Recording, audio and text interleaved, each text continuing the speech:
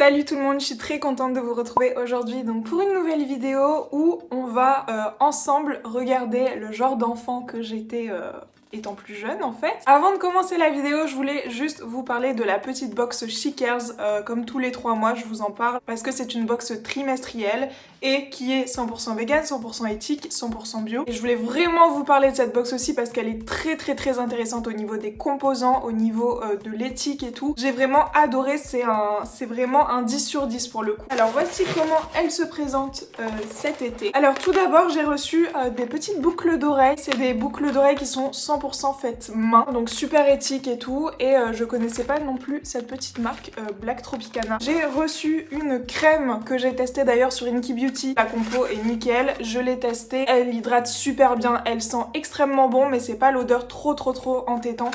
C'est une odeur d'amande, j'ai l'impression, ça sent méga bon. Je leur ai même envoyé un petit message, un petit mail pour leur dire vraiment je suis très agréablement surprise des ingrédients, tout comme par exemple cette huile sèche que j'ai testée et qui est très bien, qui est pour le visage, le corps et les cheveux. Les ingrédients sont parfaits, il n'y a pas d'odeur, il y a par contre des petites, vous voyez, ça fait un petit halo, ça sublime un petit peu la peau. Ensuite j'ai reçu un petit rouge à lèvres. Alors moi vous savez que je suis pas fan des rouges à lèvres en raisin, donc je pense le donner à ma maman si elle en veut.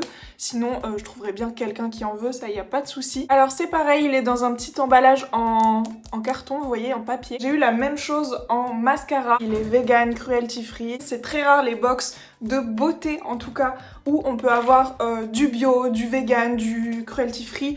Et je vous ai promis le meilleur pour la fin, c'est un paquet de granola en fait. C'est du muesli avec des cerises, avec des céréales et tout. Et c'est vrai que j'ai eu un petit peu peur en voyant ça parce que tout simplement j'évite absolument le gluten concernant mon endométriose. Si vous n'avez pas vu ma vidéo, je vous le mettrai dans le petit i.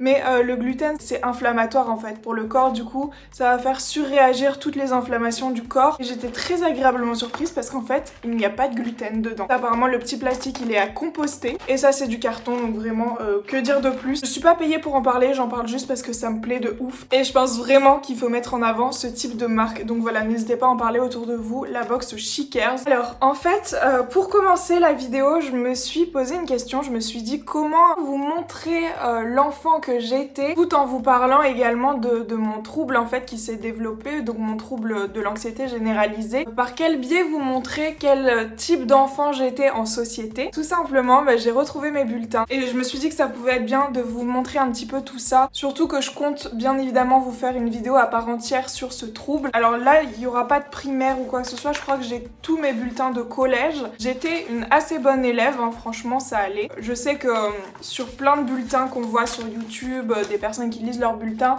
souvent c'est trop de bavardage et tout, on rigole trop, on se rappelle de ça et tout. Sauf que moi en fait, vous allez voir, je vais vous lire un petit peu ce qu'on disait sur moi, voilà. Je viens de retrouver le papier pour la grippe A, une campagne de vaccination dans le cadre de la pandémie grippale A. Je l'avais pas faite, dites-moi dans les commentaires si vous l'avez faite, mais moi je l'avais pas faite. J'ai retrouvé aussi mon ASSR 1, c'est bon à savoir, écoutez. Alors, on va commencer par la 6e A, donc je quittais la primaire, j'allais enfin dans mon collège. Alors on commence tout de suite par l'anglais. Bon, je vous avoue que j'étais une assez bonne élève, j'ai jamais rien fait pour être une bonne élève parce que je faisais toujours le strict minimum et je me donnais absolument pas à fond, mais pas du tout. Donc j'ai plein de trucs genre excellent travail et tout, mais je vais vous lire ce qui revient le plus souvent, vous allez tout de suite comprendre. Alors en anglais LV1, Chloé a davantage participé en fin de trimestre, mais ce n'est toujours pas satisfaisant. Autrement, le travail sur l'année a été très sérieux. Après, la suite de ce premier trimestre, en tout cas, c'est que du très bien continué, élève sérieuse et volontaire, excellent trimestre, excellent travail. Et j'avais une moyenne de 15,7. Je peux vous dire qu'au lycée, c'était plus ça du tout, j'avais même plus la moyenne au lycée. Tu as réussi à progresser à l'écrit, c'est très bien, mais tu es bien trop silencieuse en classe, il faut participer. Et madame, je me souviens en fait que lors de la réunion parents-prof, donc j'étais accompagnée de ma maman. Elle a dit à ma mère, alors Chloé c'est vraiment un bouc émissaire, elle est trop mystérieuse, je la comprends pas. Et en fait, c'est vrai que je n'ai jamais levé la main de mon plein gré en cours. Sauf quand vraiment les profs me disaient par contre il faut vraiment participer, l'oral ça compte et tout. Et en toute honnêteté, c'est un truc que j'ai jamais compris. Qu'on mette une note sur l'oral, genre moi ça m'a traumatisée, mais vous savez même pas à quel point ça m'a traumatisée. Et c'est d'ailleurs pour ça que j'ai arrêté mes études. Ensuite, excellent travail, positive, élève volontaire. Et au 3e trimestre de ma 6e, il y a encore la même prof qui m'a mis bon travail ce trimestre, tu pourrais cependant participer davantage. Et après je suis choquée parce que c'était tout le temps élève sérieuse, silencieuse, c'est un travail sérieux, élève très agréable, très bon travail, bonne volonté, continuez vos efforts. Vraiment je suis choquée parce que c'est vrai que je me rendais pas compte que j'étais aussi cool comme élève en fait. Ensuite on passe à la 5e en éducation physique et sportive, élève discrète, Chloé obtient des résultats satisfaisants dans l'ensemble. En latin, alors j'avais une prof qui ne me lâchait pas en latin. Très bon travail, élève sérieuse, participation attendue à l'oral. En anglais c'était une autre prof en 5e que j'avais, travail sérieux et régulier, bon résultat mais j'attends vraiment un effort en expression orale au 3e trimestre. Ensuite en éducation physique et sportive, Chloé doit participer et surtout s'investir davantage si elle veut voir ses résultats s'améliorer. Ensuite encore en latin, élève très discrète mais le travail est sérieux et régulier, bon ensemble. Bon par contre en physique-chimie, décevant, Chloé doit accentuer ses efforts, j'avais 9 de moyenne. Physique-chimie et maths, ouais c'était pas le top. En maths j'avais combien? En maths j'avais 10,6, c'est pas bien.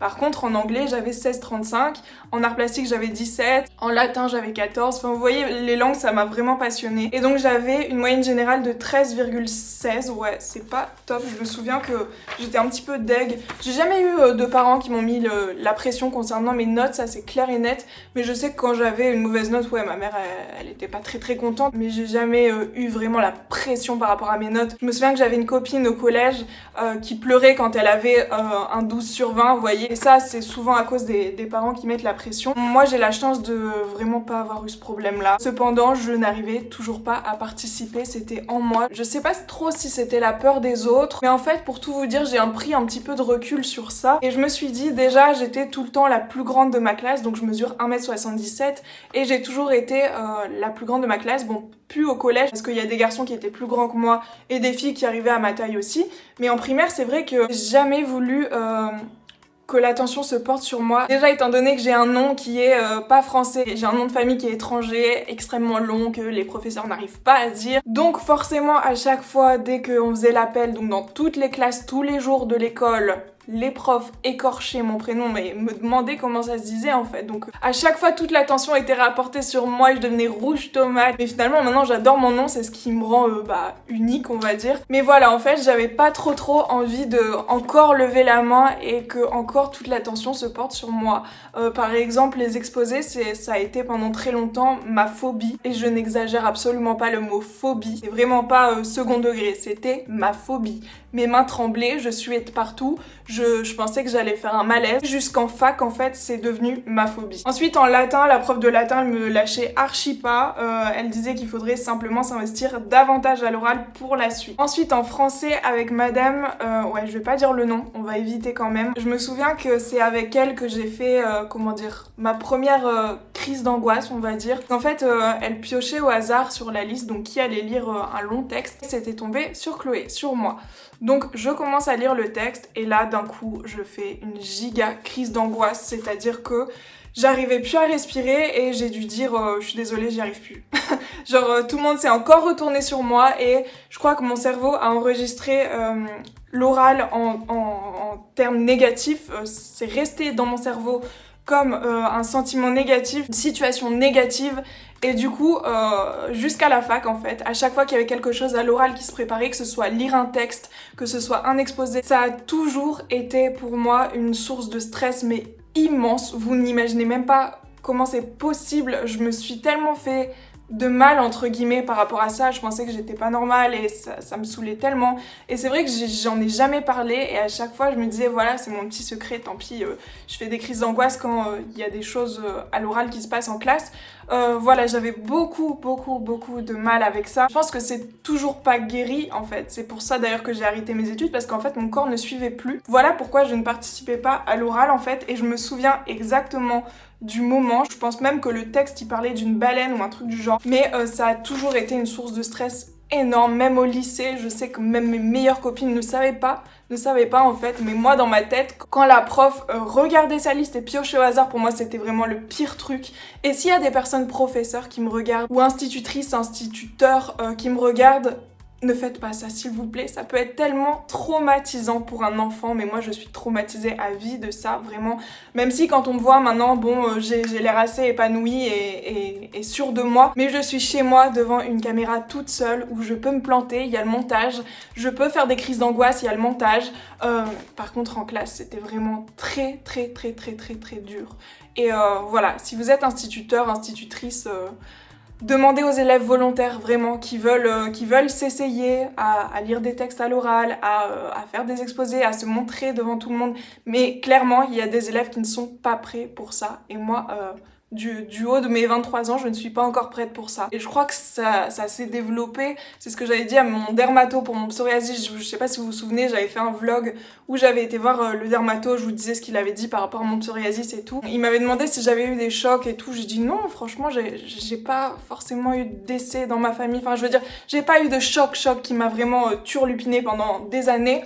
Le seul truc, c'est que j'ai l'impression que j'ai fait une phobie scolaire, même si j'ai jamais vraiment rechigné à aller à l'école, mais je sais que à chaque fois, par exemple, qu'au collège, j'avais un exposé le lendemain, je priais parce que je pensais être catholique déjà avant et je priais le bon Dieu dans mon petit lit le soir pour que la prof soit malade, pour qu'il y ait trop de neige sur les routes, du coup je pouvais pas prendre le tram et que le collège soit fermé. Et je me souviens quand j'avais eu mon premier portable, qui avait internet en tout cas, j'avais juste écrit, parce que je savais pas encore que ça s'appelait des crises d'angoisse, mais j'avais juste écrit je n'arrive pas à lire un texte genre devant toute la classe. C'est là que j'étais tombée sur le terme phobie scolaire. Alors même si j'avais jamais vraiment rechigné, j'avais plein d'amis, j'ai jamais été harcelée ou quoi que ce soit, mais je sais pas, j'avais un problème de...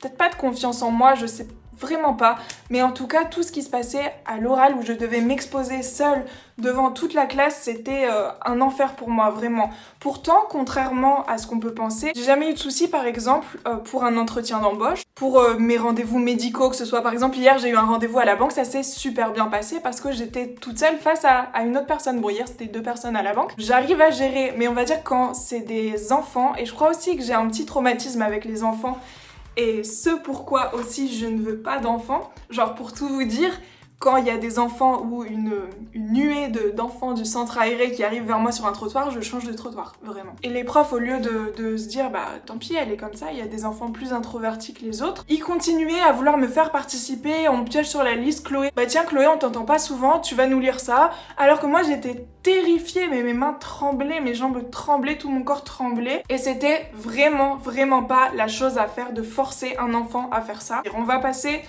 maintenant à la 4e où c'était pas mieux du tout. Je me souviens qu'il y avait un cours qui me traumatisait à chaque fois. C'était les cours d'histoire géo où dans chaque cours, en fait, on lisait 5 textes.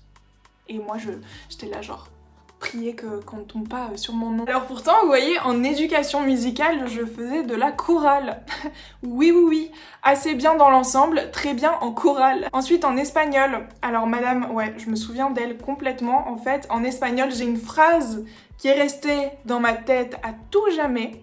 Tellement j'avais peur, en fait, c'était la phrase « Voy a pedir a... » Et elle faisait comme ça avec son petit stylo. « Chloé, allez, tu vas au tableau, tu nous fais ça. » Et moi, mon cœur m'est pété un câble. Je faisais des crises de tachycardie en pleine classe, c'était vraiment horrible. Et du coup, cette prof d'espagnol avait écrit « Très bon travail » à l'écrit, rigoureux et régulier, mais la participation est très insuffisante, c'est dommage. Et en fait, c'est vrai qu'à l'écrit, j'ai toujours été très à l'aise. Je savais manier les mots, je sais toujours d'ailleurs. J'ai une sainte horreur des fautes d'orthographe. Voilà, j'ai aucun souci rédactionnel à l'écrit, c'est vraiment mon dada pour tout vous dire.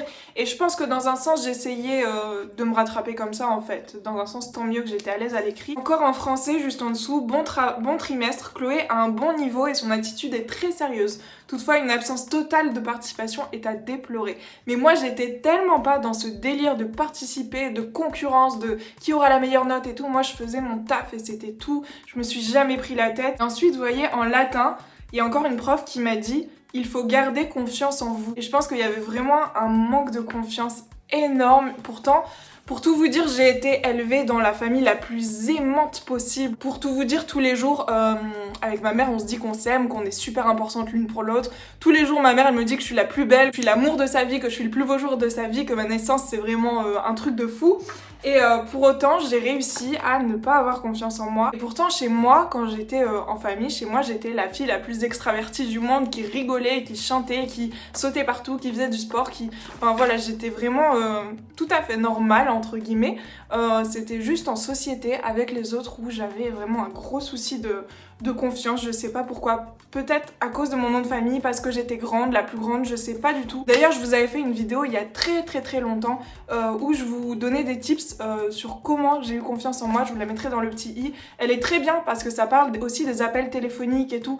Je vous dis tout sur comment j'ai réussi à prendre un petit peu confiance en moi. Ensuite, j'ai encore élève discrète. J'étais trop contente quand les profs écrivaient ça. Chloé a effectué un excellent trimestre et a fait beaucoup d'efforts de participation. Bravo Chloé. Parce que enfin, j'arrivais à me dire ok, vas-y, je lève la main, on m'a dit de lever la main donc je vais le faire. Mais c'était pas du tout de mon plein gré, c'était sûrement parce que la participation était notée. Alors là, c'est pareil, en latin, travail sérieux et régulier, bien à l'oral. Alors ça, mais c'est incroyable qu'on me dise ça, vraiment. Et ensuite, au 3e trimestre, on repartait vers les trop peu d'investissement à l'oral, il faut participer davantage.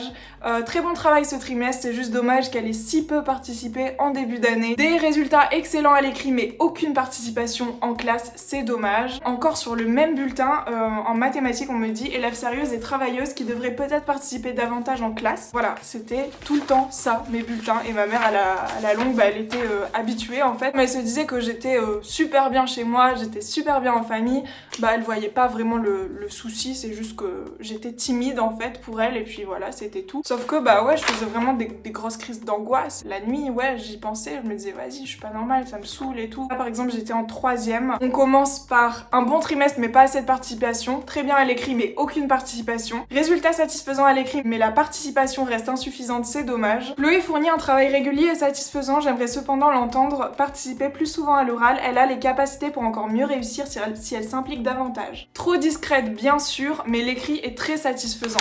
Je sais très bien qu'en anglais c'était ma matière limite préférée. Ensuite, les résultats sont très bons, il est dommage que Chloé ne participe pas au moins un peu. Ensuite, en espagnol, avec la prof qui faisait voy a pedir a. Travail sérieux, mais la participation reste très insuffisante et c'est dommage. Et ensuite, la même prof qui avait parlé de confiance en soi, elle m'avait réécrit dans un bulletin en 3e. Bon travail, beaucoup de sérieux, continuez sans perdre confiance. C'est vrai que la confiance, la sensibilité, c'est des termes aussi qui sont revenus lors de mon oral de rapport de stage.